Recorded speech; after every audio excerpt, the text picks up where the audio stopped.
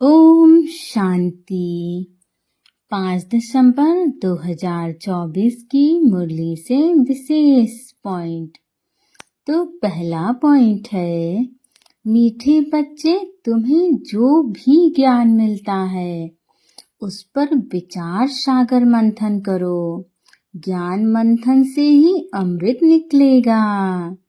अर्थात बाबा जो हमें ज्ञान रूपनी अमृत देते हैं मुरली के माध्यम से, हमें उसका चिंतन और मनन करना है, बार बार रिवाइज करना है। और जितना ज़्यादा हम रिवाइज करेंगे बाबा की मुरली को, उतना अधिक उसमें से नए नए पॉइंट निकलते जाएंगे। और जब हम बार बार उनको रिवाइज करके नए नए पॉइंट्स प्राप्त करेंगे तो हमें उन्हें अपने जीवन में धारण भी करना है। और उन्हीं पॉइंट्स को हम अपने जीवन में धारण करके किसी भी समस्या रूपी भवसागर से पार हो सकते हैं। अगला पॉइंट है, अपनी साहूकारी पोजीशन आदि का अहंकार मिटा देना है। अविनाशी ज्ञान धन से स्वयं को माला माल बनाना है। सर्विस में कभी भी थकना नहीं है। अर्थात जो हमारा शरीर है, इस शरीर से जुड़ी हुई जितनी भी मान सम्मान पोजीशन है, हमारा काम धंधा है, ठीक, हमें उन सब का बहुत अहंकार होता है, लेकिन हमें इन अहंकारों को मिटा देना है। क्योंकि बाबा हमें बार बार बताते हैं कि बच्चे, ये सब इस संसार की चीजें हैं। जिस दिन आंखें बंद हुई ये सब यहीं की यहीं छूट के रह जाएंगी। ये सब निरर्थक चीजें हैं, तो हमें इन पर अहंकार नहीं करना है। हमें अविनाशी ज्ञान धन से स्वयं को माला माल बनाना है, क्योंकि बाबा हमें ये ज्ञान दे रहे हैं। और इस ज्ञान के चिंतन मनन के द्वारा हम इस संसार में बहुत कुछ प्राप्त कर सकते हैं। और इस संसार में तो प्राप्त होगी ही स्वतः चीजें, हमें आने वाले स्वर्ग में भी बहुत सारी चीजें बहुत सरलता से प्राप्त होंगी। सर्विस में कभी भी थकना नहीं है। हमें बाबा का जो जो काम करने को मिलता है, हमें खुशी खुशी करना है। कभी भी ये नहीं सोचना है कि मैं ही क्यों करूं, मुझे ही क्यों कहा जाता है।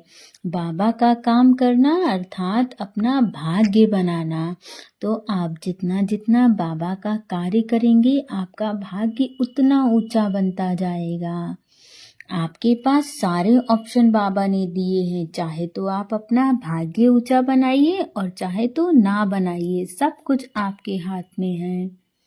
अगला पॉइंट है, वातावरण को अच्छा रखने के लिए मुख से सदैव रत्न निकालने हैं।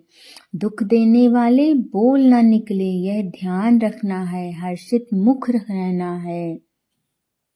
अर्थात इस संसार में वातावरण को अच्छा रखने के लिए मुख से सदैव रतन निकालने हैं।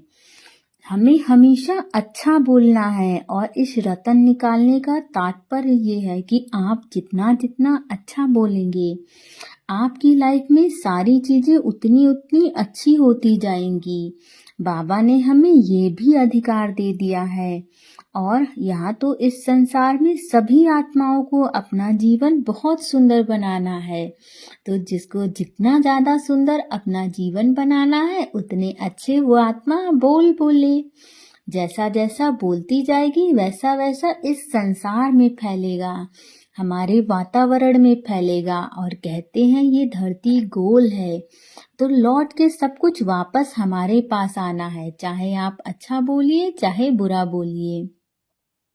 और बाबा ने हमें इस बात पे भी अटेंशन दिलाया है, दुख देने वाले बोल न निकले। हमें ऐसा कोई शब्द नहीं बोलना है जो दूसरी आत्माओं को कष्ट पहुंचाए। क्योंकि प्रकृति का नियम आपको पता है, जो आप दोगे उसका 100 गुना होके आपको पास लौटेगा। तो अगर आप किसी को दुख पहुंचाते हैं तो वो दुख आपके पास ही आएगा। अगर आप किसी को सुख पहुंचाते हैं तो वो सुख भी आपके पास आएगा। अब आप जैसा चाहें वैसा करिए। और बाबा ने तो हमें ये भी बोल दिया है कि सदा हर्षित मुख रहना है। हर्षित मुख रहने से तात्पर्य आप जितना ज्यादा खुश रहेंगे उतना आपको और खुश करने वाली चीजें आपके पास आएंगी। तो सब कुछ आपके ऊपर है, जैसा चाहे वैसा अपना भाग्य बनाएं। अगला पॉइंट है, कैसे भी वायुमंडल में मन बुद्धि को 1 सेकंड में एकाग्र करने वाले सर्वशक्ति संपन्न भवो। अर्थात बाबा हमें बता रहे हैं कि चाहे माहौल कैसा हो, चाहे समाज कैसा हो, चाहे वायुमंडल कैसा हो, स्थितियां कैसी भी हों, लेकिन जब हम बार बार बाबा की मुरली को रिवाइज करते हैं, उसकी पॉइंट को रिवाइज करते हैं, तो हम बहुत जल्द अपने आप को एकाग्र कर पाते हैं। हमारी बुद्धि क्लियर होती है, हम झट से परमात्मा से कनेक्ट कर पाते हैं। और जब हम ऐसा करेंगे, अपनी बुद्धि को क्लियर करके किसी भी क्षण परमात्मा से कनेक्ट करेंगे, तभी हमें सर्वशक्ति संपन्न भव का वरदान मिलेगा बाबा का। क्योंकि बाबा हमें देवी देवता बनाने आए हैं। तो जब तक हम वो गुण और शक्तियां अपने अंदर धारण नहीं करेंगे, तब तक हम देवी देवता बन नहीं सकते हैं। इसलिए हमें इन गुण और शक्तियों को अपने अंदर धारण करना है।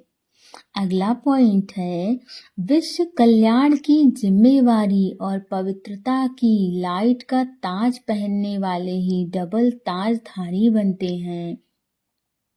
अर्थात जो आत्माएं अपने अंदर ये भावना रखती है कि इस संसार का मुझे कल्याण करना है, मुझे पवित्रता धारण करनी है, और जब वो आत्माएं अपना ये उत्तरदायित्व निभाती हैं, तो उन्हीं को लाइट का ताज पहनने का सौभाग्य मिलता है। वही आत्माएं डबल ताजधारी बनती हैं। अर्थात वही आत्माएं सतयुग में जाके देवी देवता बनती हैं।